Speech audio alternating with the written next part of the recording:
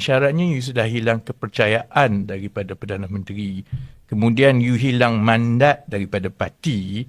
Jadi kalau tiba-tiba you nak terus melakukan perubahan besar yang memerlukan sokongan dan juga support daripada kementerian-kementerian lain dan pejabat awam. Kalau you jadi menteri lain, dia kata buat apa aku nak goncang, aku susah payah semua ni. Sebab sebenarnya Perdana Menteri dah hilang keyakinan dengan dia. So, what for? Jadi akhirnya, kalau saya kekal, saya akan jadi lame duck minister.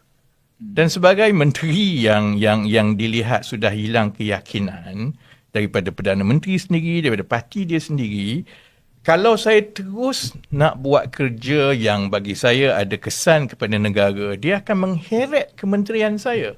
Kerana penjawat awam di dalam kementerian saya kena buat macam-macam, buat susah payah sampai ditolak. Jadi, kecualilah aku nak jadi menteri pasu bunga. Yang masuk clock in, clock out, hanya makan gaji buta tapi tak ada kesan.